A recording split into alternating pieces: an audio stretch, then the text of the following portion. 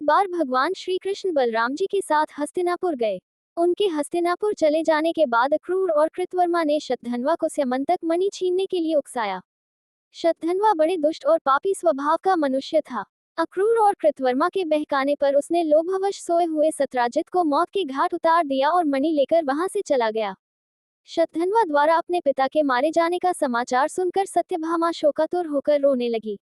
फिर भगवान श्री कृष्ण का स्मरण कर उसने ये प्रतिज्ञा की कि जब तक श्री कृष्ण शतधन्वा का वध नहीं कर देंगे, वह अपने पिता का दाह संस्कार नहीं होने देगी।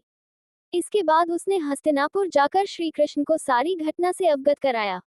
वे उसी समय सत्यभामा और बलराम जी के साथ हस्तिनापुर से द्वारिका लौट आए। द्वारिका पहुंचकर उन्होंने शतधन्वा को बंदी बनाने का आदेश दे दिया। जब शतधन्वा को ज्ञात हुआ कि श्री कृष्ण ने उसे बंदी बनाने का आदेश दे दिया है तो वह भयभीत होकर कृतवर्मा और अक्रूर के पास गया और उनसे सहायता की प्रार्थना की, किंतु उन्होंने सहायता करने से इनकार कर दिया। तब उसने स्यमंतक मणि अक्रूर को सौंप दी और अश्व पर सवार होकर द्वारिका से भाग निकला। श्री कृष्ण और बलराम को उसके भागने की सूचना मिल चुकी थी, अतः उसका वध करने के लिए वे रथ पर सवार होकर उसका पीछा करने लगे। उन्हें पीछे आते देख शतधन्वा भयभीत होकर अश्व से कूद गया और पैदल ही घने वन की ओर दौड़ने लगा। तब श्री कृष्ण ने सुदर्शन चक्र से उसका मस्तक धड़ से अलग कर दिया। इस प्रकार दुष्ट शतधन्वा का वध कर उन्होंने सत्यभामा की प्रतिज्ञा पूर्ण की। शतधन्वा की मृत्यु का समाचार सुनकर कृतवर्मा और अक्रूर भयभीत होकर अपने परिवारों सहित द्वारिका से चले गए। श्री कृष्ण अक्रूर से बड़ा प्रेम करते थे। जब उन्हें अक्रूर के द्वारिका से जाने का समाचार मिला तो वे अत्यंत दुखी हो गए।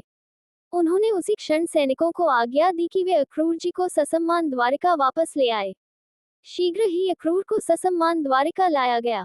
उनका अतिथि सत्कार करने के बाद श्री कृष्ण प्रेम भरे स्वर में बोले, चाचा श्री, मैं पहले से ही जानता था कि शतधन्वा स्यमंतक मणि आपके पास छोड़ गया है, किंतु हमें उसकी आवश्यकता नहीं है। आप बड़े धर्मात्मा और दानी हैं, इसलिए उसे आप अपने ही पास रखें।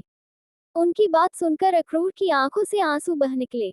वे अपने अपराध की क्षमा मांगते हुए बोले, दया निधान, आप परम दयालु और भक्त वत्सल हैं।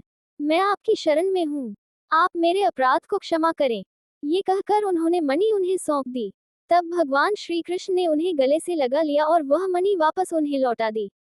अक्रूर जी ने तभी ये प्रण किया कि वे अब लालच से हमेशा दूर रहेंगे, क्योंकि लालच बुरी बला होती है।